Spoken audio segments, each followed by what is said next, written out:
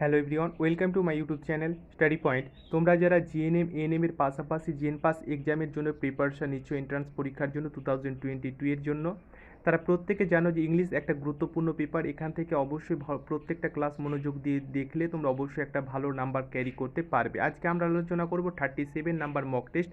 এর আগের মক টেস্টগুলো যদি না দেখে থাকো অবশ্যই প্রত্যেককে রিকোয়েস্ট করবো প্লে লিস্টে গিয়ে তোমরা অবশ্যই বাকি মক টেস্টগুলো অবশ্যই দেখে নেবে, কারণ প্রত্যেকটা কোশ্চেনই খুব গুরুত্ব সহকারে আলোচনা করা হয়েছে এবং 2022কে ফলো করে কিন্তু কোশ্চেনগুলো প্রিপেয়ার করা হয়েছে। দেখো, প্রথমে যে প্রশ্নটা তোমাদের রয়েছে অবশ্যই তোমাদের অ্যান্সার জানা থাকলে দেবে। হি ইনকোয়ার্ড ড্যাশ মি, তাহলে এখানে ওয়ার্ড রয়েছে দেখো ইনকোয়ার্ড। ইনকোয়ার্ডের পরের অ্যাপ্রোপ্রিয়েট প্রিপোজিশন যেটা ব্যবহার করতে হয় সেটা প্রত্যেকে জানো এবং অ্যান্সারটা প্রত্যেকে দিয়েছো। সঠিক অ্যান্সার তোমরা দিয়েছো অপশন নাম্বার এ, অবশ্যই সঠিক অ্যান্সার এ, অর্থাৎ অফ ইনকোয়ার্ডের পরে তোমাদের সবসময় ব্যবহার করতে হবে। তোমরা অবশ্যই এটা মনে রাখার চেষ্টা করবে। ওকে, নাম্বার 2-এ দেখবো কি বলা হচ্ছে, kind dash you to see me. Okay, অর্থাৎ কাইন্ডের পরের কোন প্রিপোজিশন চারটার মধ্যে ব্যবহার তোমাদেরকে করতে হবে অবশ্যই তোমরা প্রত্যেকে জানো, কারণ এর আগে কিন্তু আমি অলরেডি তোমাদের এই ধরনের বিভিন্ন কোশ্চেন কপি পেস্ট করেছি যাতে করে কি তোমাদের কিন্তু রিভাইজ যেন হয়ে যায়। অবশ্যই তোমরা এটা হোমওয়ার্ক লিখবে, অবশ্যই তোমরা কমেন্ট সেকশনে জানাবে যে কাইন্ডের পরে কোন প্রিপোজিশনটা সঠিক এখানে হবে। ওকে, অবশ্যই তোমরা কিন্তু কমেন্ট সেকশনে জানাবে যে সঠিক অ্যান্সারটা কী হবে। ওকে, নাম্বার 3 চলে যাব। 3 কোশ্চেনে রয়েছে দেখো ইরর রয়েছে, অবশ্যই তোমাদের এগুলো পরীক্ষায় আসবে। কি বলা হচ্ছে দেখো, Ram and Sam are business partners. Okay, Ram and Sam are business partners. তো তোমাদের এটা সঠিক আছে কি না আছে বা কোথায় ভুল আছে সেটা অবশ্যই তোমাদেরকে দেখতে হবে। দেখো, তোমরা যদি সাবজেক্ট ভার এগ্রিমেন্ট টপিকটা ভালো করে পড়ো তাহলে অবশ্যই তোমরা বুঝতে পারবে যে এটা কিন্তু ইরর নেই, অর্থাৎ এটা কিন্তু রাইট রয়েছে, অর্থাৎ সেন্টেন্সটা যেটা রয়েছে সেটা অবশ্যই রাইট রয়েছে, অর্থাৎ অপশন ডি হবে। অর্থাৎ কি এখানে কোনো ভুল নেই, কারণ হচ্ছে রাম অ্যান্ড স্যাম এর পরে কিন্তু অবশ্যই তোমাদের প্লুরাল ব্যবহার করা হয়েছে, কারণ রাম এবং স্যাম এই দুজন মিলে অবশ্যই প্লুরাল, এই কারণে প্লুরাল ভাব অবশ্যই ব্যবহার করা হয়েছে। ঠিক আছে, তাহলে অবশ্যই এখানের option D is the right answer, অর্থাৎ এখানে কোনো এই সেন্টেন্সের মধ্যে ভুল নেই। ওকে, বুঝতে পেরেছো? এইভাবে তোমাদেরকে কিন্তু অবশ্যই করতে হবে। নেক্সট এখানে বলা হচ্ছে দেখো, she reach her office by 9 AM daily. দেখো, তোমাদেরকে একটু বলে নিই যে যদি কোনো কাজ ডেলি বোঝায় বা প্রতিনিয়ত যে কাজটা সচরাচর হয় তাহলে সেটা সবসময় যে টেন্সে তোমরা ব্যবহার করবে সেটা হচ্ছে কি প্রেজেন্ট ইনডিফিনাইট। ঠিক আছে, প্রেজেন্ট ইনডিফিনাইট বা সিম্পল প্রেজেন্টে ব্যবহার সবসময় সেটা করতে হয়। তো তোমরা জানো যে এখানে দেখো, আগে ভুলটা তোমরা ধরে নাও, এখানে কিন্তু এই যে পোর্শনটা রয়েছে এই পোর্শন এখানে কিন্তু অবশ্যই ভুল আছে। কারণ হচ্ছে তোমরা জানো যে সিম্পল প্রেজেন্ট বা প্রেজেন্ট ইনডিফিনাইট টেন্স যদি হয় তাহলে সাবজেক্ট যদি থার্ড পারসন সিঙ্গুলার নাম্বার হয় তাহলে ভার্বের সাথে অবশ্যই তোমাকে এস বা ইএস যুক্ত করতে হয়। ঠিক আছে, ভার্বের সাথে এস বা ইএস অবশ্যই তোমাকে যুক্ত করতে হয় যদি সাবজেক্টটা কী থাকে, থার্ড পারসন সিঙ্গুলার নাম্বার থাকে। দেখো, এখানে সাবজেক্ট হচ্ছে সি হচ্ছে কি থার্ড পারসন। ঠিক আছে, সি হচ্ছে থার্ড পারসন সিঙ্গুলার নাম্বার, হি হিও থার্ড পারসন সিঙ্গুলার নাম্বার। তাহলে বুঝতে পারছো যে থার্ড পারসন সিঙ্গুলার নাম্বার হলে ভার্বের সাথে এস বা ইএস সবসময় যুক্ত করতে হয়। এখানে ভার্ব রয়েছে রিচ, তাহলে রিচের সাথে অবশ্যই তোমাকে কি যুক্ত করতে হবে, এই রিচের সাথে অবশ্যই তোমাকে ইএস যুক্ত করতে হবে, রিচেস হবে তোমাদের সঠিক অ্যান্সার। ঠিক আছে, কারণ এটা ডেলি বোঝাচ্ছে, কারণ ডেলি বা প্রতিনিয়ত যদি কোনো ঘটনা নিত্য ঘটনা বোঝায় তাহলে অবশ্যই কিন্তু সেটা কি হবে, সেটা প্রেজেন্ট ইনডেফিনাইট বা সিম্পল প্রেজেন্টে কিন্তু তোমাকে কনভার্ট করতে হবে। আশা করি প্রত্যেকে বুঝতে পেরেছো।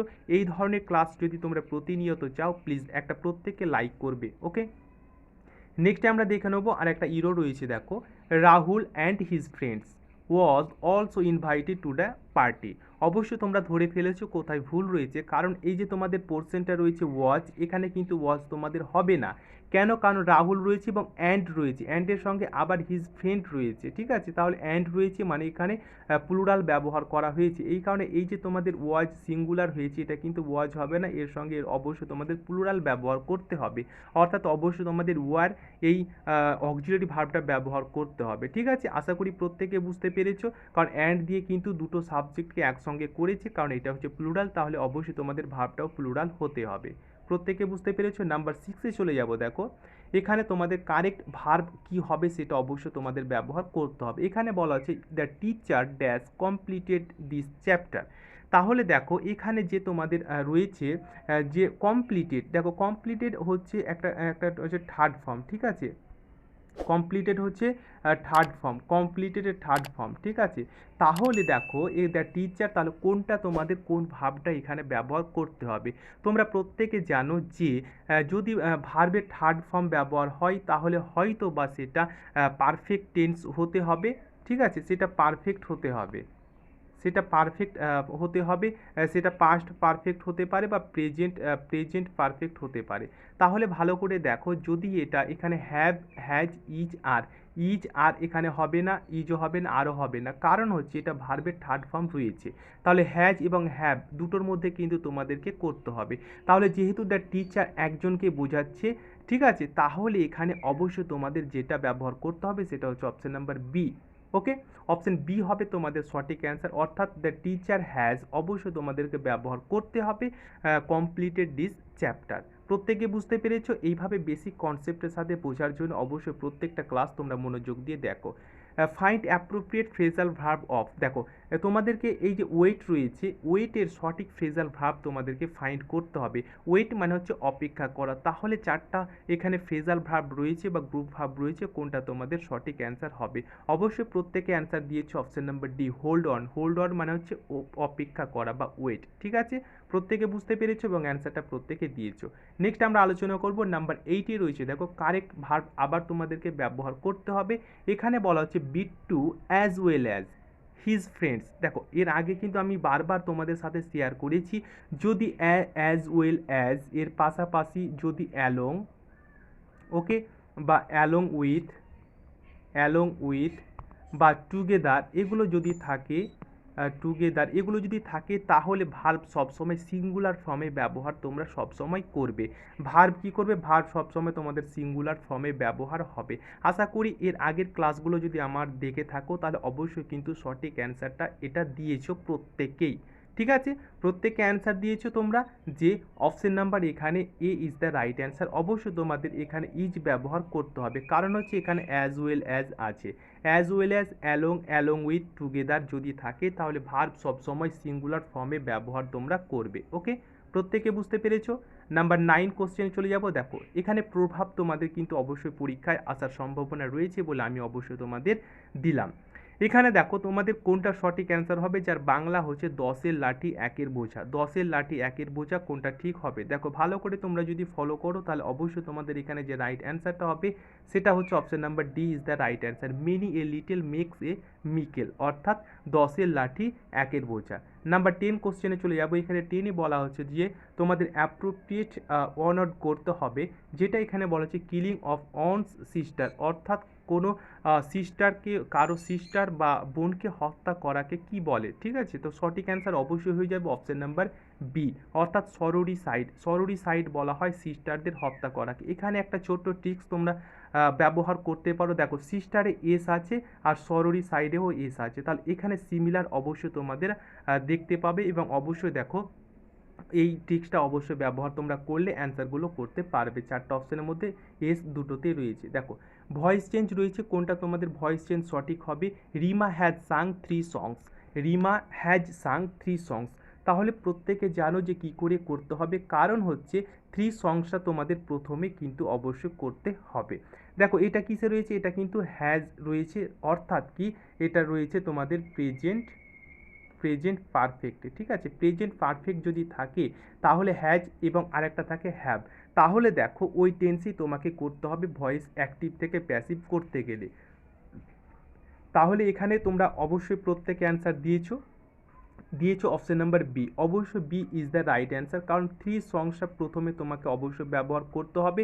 3 songs যেহেতু একটা প্লুরাল, এর সঙ্গে এস যুক্ত আছে এবং 3 রয়েছে একটা প্লুরাল, সেই হেতু তোমাকে অবশ্যই হ্যাভ ব্যবহার করতে হবে, অর্থাৎ প্লুরাল তোমাকে এখানে অক্সিলারি অবশ্যই ব্যবহার করতে হবে, তার সাথে সাথে তোমাকে অবশ্যই বিন ব্যবহার করতে হবে। এটা তোমরা অবশ্যই মনে রাখবে, কারণ পারফেক্ট টেন্স থাকলে তোমাদের কি ব্যবহার করতে হবে, বিন ব্যবহার করতে হবে, আর যদি কন্টিনিউয়াস থাকে তাহলে অবশ্যই কি ব্যবহার করতে হবে, অবশ্যই তোমাকে বিং ব্যবহার করতে হবে ভার্বের পরে, ঠিক আছে, প্রত্যেকে বুঝতে পারলে?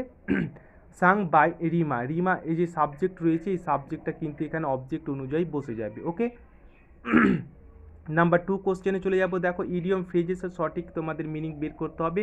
অন দ্য কাপ এর সঠিক যে অ্যান্সারটা তোমাদের 4টা অপশনের মধ্যে হবে সেটা হচ্ছে option number B is the right answer, the credit. On the cup এর সঠিক মিনিং যেটা হবে সেটা হচ্ছে অবশ্যই ক্রেডিট। নাম্বার 13 কোশ্চেনে চলে যাব। এখানে 13 কোশ্চেনে বলা হচ্ছে দেখো ন্যারেশন চেঞ্জ রয়েছে, খুবই গুরুত্বপূর্ণ। Ram said I always speak the truth. Okay, তাহলে দেখো কোনটা সঠিক অ্যান্সার হবে, তোমরা অবশ্যই কিন্তু খুব তাড়াতাড়ি অ্যান্সার দেওয়ার চেষ্টা করবে। ওকে, আমার অ্যান্সার দেওয়ার আগে প্রত্যেকে অ্যান্সার দিয়েছো option number D. Option D, অবশ্যই option D is the right answer. কারণ হচ্ছে এই দেখো শেডের পরিবর্তে অবশ্যই তোমাকে শেডের পরে ড্যাট ব্যবহার করতে হবে। তাহলে এখানে বলা হচ্ছে I always speak the truth, আমি সবসময় সত্য কথা বলি। তাহলে আমির পরিবর্তে অবশ্যই এখানে রামের কথা বলা হচ্ছে, রাম হচ্ছে অবশ্যই তোমাকে হি ব্যবহার করতে হবে অলওয়েজ।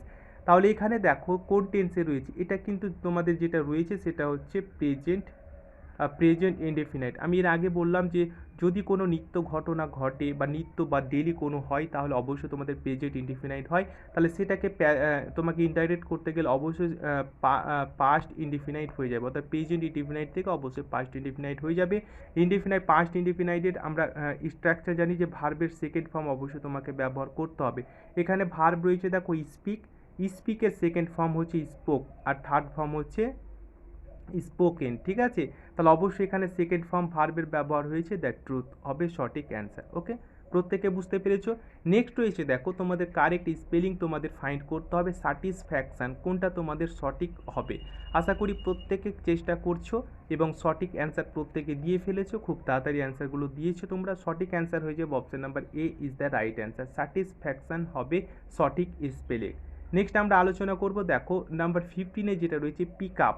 এই যে তোমাদের মিনিং রয়েছে পিক আপ, এর সঠিক তোমাদের ফ্রেজাল ভার্বের মিনিংটা তোমাদের ফাইন্ড করতে হবে। পিক আপ এর সঠিক অ্যান্সারটা কী হবে বা সঠিক মিনিং কী হবে, ডাউন, কালেক্ট, কানেক্ট, স্প্রেড। তাহলে অবশ্যই তোমাদের এখানে রাইট যে অ্যান্সারটা হয়ে যাবে সেটা হচ্ছে option number B is the right answer. অর্থাৎ এখানে পিক আপের সঠিক মিনিং হচ্ছে কি কালেক্ট, মানে হচ্ছে সংগ্রহ করা। আশা করি বুঝতে পেরেছো এবং ক্লাসটি তোমাদের যদি ভালো লাগে এবং বিন্দুমাত্র হেল্প হয় তাহলে অবশ্যই কিন্তু ক্লাসটি একটি লাইক করবে এবং অবশ্যই টেলিগ্রামের লিঙ্ক রয়েছে সেখানে জয়েন্ট হয়ে যাবে। বিভিন্ন ধরনের কুইজ কিন্তু তোমাদের সেখানে করানো হয় এবং বিভিন্ন ধরনের ইনফরমেশন সেখানে তোমাদের প্রোভাইড করা হয়। এবং প্রত্যেককে বলবো ক্লাসটি ভালো লাগলে অবশ্যই একটা লাইক করবে এবং যারা নতুন রয়েছে চ্যানেলে সাবস্ক্রাইব করে পাশের বেলটি অবশ্যই অন করে রাখবে। থ্যাংক ইউ, প্রত্যেকে ভালো থেকো, নিজের প্রতি খেয়াল রেখো এবং সামনের পথে অবশ্যই এগিয়ে যাও। Thank you.